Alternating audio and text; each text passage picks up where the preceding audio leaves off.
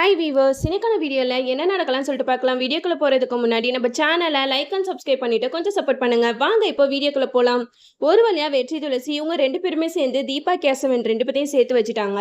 தீபா கேசவன் கிட்ட சொல்கிறாங்க, நீங்கள் பாரு கேசவா, நம்மளை பிரிக்கிறதுக்கு எவ்வளோ பேர் பிளான் போட்டாலும் சரி, நம்ம ரெண்டு பேரும் பிரியக்கூடாது, கடைசி வரைக்கும் இதே ஒற்றுமையோட நம்ம சந்தோஷமாக வாழணும் அப்படின்னு சொல்லிட்டு கேசவன் கிட்ட சொல்லிக்கிட்டு இருக்காங்க. இதெல்லாம் பார்த்த வெற்றி துளசி ரெண்டு பேருமே ரொம்ப சந்தோஷப்படுறாங்க. வெற்றி துளசி தான் பாக்குறாங்க. இந்த மாதிரி என்னைக்கு துளசி நம்ம கிட்ட பேச போறாங்கன்னு தெரியலையே அப்படின்னு சொல்லிட்டு பாத்துட்டு இருக்கும்போது நம்ம துளசி வெற்றி கிட்ட சொல்றாங்க, என்னாச்சு வெற்றி, எதுக்காக சிரிச்சுக்கிட்டு இருக்கீங்க அப்படின்னு சொல்லிட்டு கேட்கும்போது அதுக்கு வெற்றி மனசுல நினைக்கிறாங்க, இந்த மாதிரி என் மேல கருணை கட்டினா நல்லா இருக்கும் அப்படிங்கிற மாதிரி சொல்றாங்க. அப்போ துளசி கிட்ட சொல்றாங்க, அதெல்லாம் ஒன்னில மேடம், வாங்க போலாம் அப்படின்னு சொல்லிட்டு வீட்டுக்கு கூட்டிட்டு போயிறாங்க.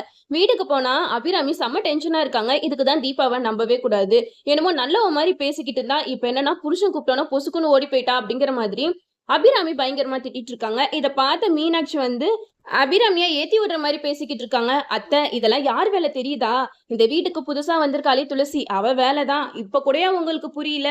அவ தான் அவ தம்பி கிட்ட போயிட்டு ஏதோ பேசி மண்டைய கழுவி மறுபடியும் தீபாவை வர வச்சிருக்கா. எப்படி எல்லாம் பண்றா பாருங்க. தீபாவுக்கு எங்க நம்ம வேற மாப்பிள்ள பார்த்து கட்டி வச்சிருவோம்னு சொல்லிட்டு துளசி இந்த மாதிரி எல்லாம் ஏற்பாடு பண்ணிருக்கா. செம்ம கெட்டிக்காரி தான் அப்படிங்கிற மாதிரி மீனாட்சி வந்து அபிராமி கிட்ட சொல்லிக்கிட்டு இருக்காங்க. அதுக்கு அபிராமி சொல்றாங்க, போட்டும் மீனாட்சி வீடு, அவ என்னைக்காவது ஒரு நாள் பட்டு திருந்தி மறுபடியும் இங்கதானே வருவா, அப்ப வச்சுக்கலாம் அப்படிங்கிற மாதிரி சொல்லிக்கிட்டு இருக்காங்க. இந்த சைடு மகேஷை பாக்குறதுக்கு ரொம்ப பாவமா இருக்கு. நம்ம அஞ்சலி இறந்ததுக்கு அப்புறம் மகேஷ் வந்து ரொம்பவே ஃபீல் பண்ணி அழுதுகிட்டு இருக்காங்க. அஞ்சலி, நான் ரொம்ப பெரிய தப்பு பண்ணிட்டேன், நான் மட்டும் இந்த மாதிரி உன்னை பயன்படுத்தலைனா நீ இந்த மாதிரி ஒரு முடிவை எடுத்திருக்க மாட்டியே, எல்லாம் உனக்காக தானே அஞ்சலி நான் செஞ்சேன், நீயும் நானும் சந்தோஷமா வாழணும் அப்படின்னு நான் எவ்வளவு கஷ்டப்பட்டிருக்கேன், ஒரு நிமிஷத்துல என்னோட சந்தோஷம் மொத்தத்தையும் நீ தூக்கிட்டு போயிட்டே அப்படிங்கிற மாதிரி மகேஷ் வந்து பயங்கரமா எழுதிட்டு இருக்காங்க. இதுல என்ன ஒரு காமெடினா, ரமணா படத்துல வந்த மாதிரியே அஞ்சலியை வந்து அப்படியே சாம்பலாக்கி வச்சிருந்தாங்க பாருங்க. அந்த சீனை தான் கொஞ்சம் கூட ஏத்துக்கவே முடியல. இந்த அளவுக்கு அஞ்சலியை சாவடிப்பாங்கன்னு கொஞ்சம் கூட நினைச்சு பார்க்க முடியல. அஞ்சலி ஒருவேளை உண்மையா இறந்துட்டாங்களா, அப்படி இல்லைன்னா உயிரோட எங்கேயாவது ஒளிஞ்சுக்கிட்டு இப்படி டிராமா பண்ணிக்கிட்டு இருக்காங்களா அப்படிங்கிறத நம்ம இனி வரக்கூடிய எபிசோட்ல தான் பார்க்க முடியும். ஏன்னா ஒரே நேரத்துல இப்படி ரெண்டு மெயின் கேரக்டரையும் சாகடிச்சிட்டாங்க. அதை தான் ஏத்துக்கவே முடியல. இப்போ அஞ்சலி இருந்தாவது மகேஷை பத்தின விஷயத்தெல்லாம் கண்டுபிடிக்கிறது, மகேஷ் வந்து ஏன் இப்படி எல்லாம் இருக்காரு, அந்த சீக்ரெட் ரூம்ல எதுக்காக அந்த அம்மா அடைச்சு வச்சிருக்காங்க, அதெல்லாம் அஞ்சலி வந்து கண்டுபிடிப்பாங்கன்னு பார்த்தா பொசுக்குன்னு அஞ்சலி இறந்துட்ட மாதிரி காமிச்சிட்டாங்க. இந்த சைடு நம்ம மகேஷ் வந்து அஞ்சலியை நினைச்சு நினைச்சு அழுதது ரொம்பவே கஷ்டமா இருந்தது. என்னதான் மகேஷ் வந்து சைக்கோ கொலைக்காரன் அப்படி இப்படின்னு கெட்டவனா காமிச்சிருந்தாலும் அஞ்சலி கிட்ட நல்ல விதமா தான் இருந்திருக்காங்க. அஞ்சலி மேல பாசத்தை வச்சு என்ன பண்ண, சுத்தி இருக்கிறவங்களையும் கொஞ்சம் நல்லா மதிச்சிருந்தாங்கன்னா இப்படி ஒரு நிலைமை மகேஷ்க்கு வந்திருக்காது. இப்போ மகேஷ்க்கு என்ன பண்றதுன்னே தெரியல. லக்ஷ்மி ஒரு பக்கம் மகேஷ்க்கு கால் பண்ணி அஞ்சலி என்ன பண்றான்னு கேட்டுக்கிட்டே இருக்காங்க. நம்ம மகேஷ்க்கு என்ன சொல்றதுன்னே தெரியல. அஞ்சலி தூங்கிட்டு இருக்கா, வேலை பார்த்துக்கிட்டு இருக்கா அப்படின்னு சொல்லிட்டு சமாளிச்சுக்கிட்டு இருக்காங்க. அதோட மகேஷ் வந்து யோசிக்கிறாங்க, எவ்வளவு நாளைக்கு இப்படி நம்ம சமாளிச்சுக்கிட்டு இருக்க முடியும், அஞ்சலியை பத்தின விஷயத்த நம்ம எப்படி வீட்டுல இருக்கிறவங்க கிட்ட எல்லாம் சொல்றது அப்படின்னு சொல்லிட்டு பைத்தியக்காரத்தனமா கத்திக்கிட்டு இருக்காங்க. வீட்டிலே இருந்தா நம்மளுக்கு எந்த ஒரு யோசனையும் வராது அப்படின்னு சொல்லிட்டு கார் எடுத்துட்டு வெளியில போறாங்க. அப்பதான் அஞ்சலி மாதிரி இருக்கிற இன்னொரு பொண்ணை பாக்குறாங்க. அந்த பொண்ணை பார்த்ததுமே மகேஷ்க்கு நம்பவே முடியல. அஞ்சலி, நீ எப்படிங்க அப்படின்னு சொல்லிட்டு அந்த பொண்ணை ஃபாலோ பண்ணிட்டே போவாங்க. அந்த பொண்ணுகிட்ட போயிட்டு, அஞ்சலி, எதுக்காக என்னை இப்படி பண்ணிட்டு ஓடி வந்த, நீ இல்லாமல் என்னால் இருக்க முடியாதுன்னு உனக்கு தெரியும்ல அப்படி இப்படின்னு சொல்லிட்டு ஃப்ளாஷ்பேக் கதையெல்லாம் சொல்லி காட்டுவாங்க. ஆனால் அந்த பொண்ணுக்கு ஒன்றுமே புரியாது. ஏன்னா அந்த பொண்ணு அஞ்சலியே கிடையாது, அஞ்சலி மாதிரி இருக்கிற வேற பொண்ணு.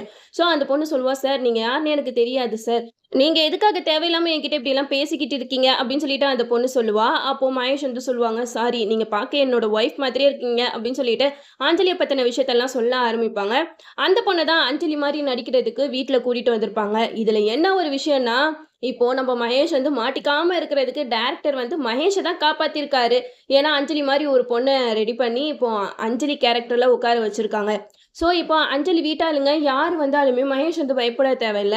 அந்த பொண்ணுக்கிட்ட நான் எவ்வளோ காசு வேணாலும் தரேன், நீ அஞ்சலி மாதிரி நடி அப்படின்னு சொல்லிட்டு வீட்டுக்கு கூட்டிட்டு வந்திருப்பாரு. அந்த பொண்ணு மகேஷ் பேச்சை கேட்டுட்டு, சரி நம்ம ஒழுங்கா இவர் சொன்ன மாதிரி நடிச்சுட்டு காசை வாங்கிட்டு போய்கிட்டே இருப்போம் அப்படிங்கிற மைண்ட் செட்டில் தான் அந்த பொண்ணு வந்திருப்பா. அந்த நேரத்துல தான் லக்ஷ்மி, துளசி இவங்க எல்லாருமே ஒவ்வொருத்தவங்களா வீட்டுக்கு வந்து பார்ப்பாங்க. அப்போ அந்த அஞ்சலிக்கு சரியா பேச தெரியாம உளறத வச்சு நம்ம லக்ஷ்மிலாம் கண்டுபிடிச்சிருவாங்க, இல்லை இது என் பொண்ணே கிடையாது, ஏன்னா என் பொண்ணு எப்படி என்கிட்ட பேசுவா, எப்படி நடந்துப்பான்னு எனக்கு தெரியும், எதனால இப்படி ஆயிட்டா அப்படின்னு சொல்லிட்டு மகேஷ் கிட்ட கேட்கும்போது மகேஷ் வந்து ஒரு கதையை சொல்லுவாரு.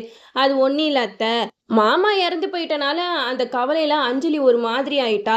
அதனால தான் நீங்க நடத்தின ஃபங்ஷனுக்கு கூட அவளால வர முடியல அப்படின்னு சொல்லிட்டு மகேஷ் வந்து ஒரு கதைய சொல்லுவாரு. அதையும் இவங்கலாம் நம்பிட்டு, "சரி மகேஷ், நீங்க வந்து அஞ்சலிய பத்திரமா பார்த்துக்கோங்க" அப்படின்னு சொல்லிட்டு ஒரு டவுட்டோடயே தான் அவங்கலாம் கிளம்பி போவாங்களே தவிர, கடைசி வரைக்கும் மகேஷ் என்ன தப்பு பண்ணியிருக்கான், எத்தன கொலை பண்ணியிருக்கான் அப்படிங்கிறத யாருமே கண்டுபிடிக்க மாட்டாங்க.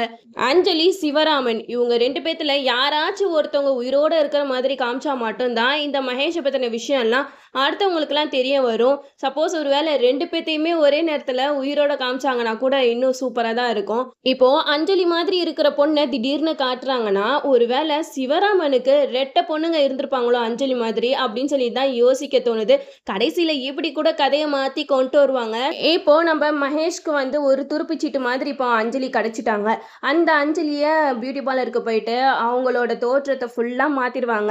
நம்ப அஞ்சலி எப்படி இருந்தாங்களோ, அதே மாதிரி தான் இந்த பொண்ண மாத்தி மகேஷ் வந்து கொண்டு வந்துருவாங்க.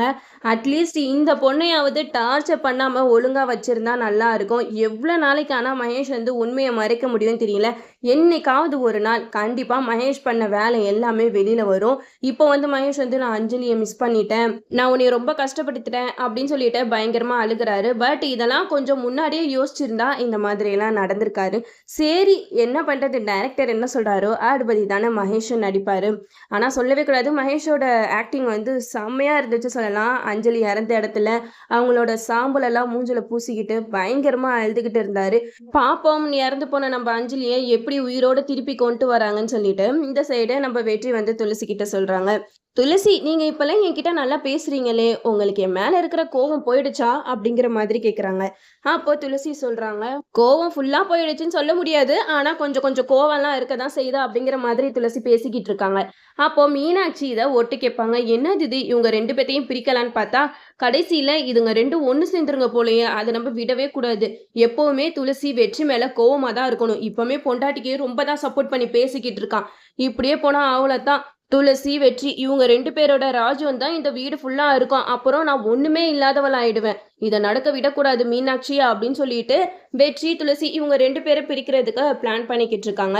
இந்த சைடு நம்ம மீனாட்சி வந்து துளசி கிட்ட வெற்றியை பத்தி என்னதான் தப்பு தப்பா சொன்னாலும் சரி, நம்ம துளசி வந்து அதை ஏத்துக்க மாட்டாங்க. ஏன்னா மீனாட்சி வந்து சரியான ஃப்ராடுன்னு நம்ம துளசிக்கு தெரியும். அது மட்டும் இல்லாம இது தீபா, கேசவன் இவங்க 2 பேத்தையும் பிரிக்கிறதுக்கு இதுங்க என்னென்னமோ பிளான் போட்டுச்சுங்க. அது நடக்கல. அப்புறம் நம்ம துளசி, வெற்றி இவங்க 2 பேத்தையும் பிரிக்கிறதுக்கு இன்னும் என்னென்னலாம் பிளான் போட போகுதுங்கன்றத நம்மளும் வெயிட் பண்ணி பார்ப்போம். சீக்கிரம் நம்ம அஞ்சலி, சிவராமன் இவங்க 2 பேருமே உயிரோட வந்து மகேஷ்க்கு ஷாக் கொடுக்கணும். அப்பதான் எபிசோட் வந்து வேற லெவல்ல போகும். அவங்க 2 பேரும் இல்லாம எபிசோட் பார்க்கறதுக்கே கொஞ்சம் கடுப்பா தான் இருக்கு. சீக்கிரம் அஞ்சலியவாவது திரும்ப வர வைக்கணும் டைரக்டர். ஓகே வீவர்ஸ், இந்த வீடியோ உங்களுக்கு பிடிச்சிருந்தா லைக் பண்ணுங்க. மறக்காம நம்ம சேனலை சப்ஸ்கிரைப் பண்ணிருங்க.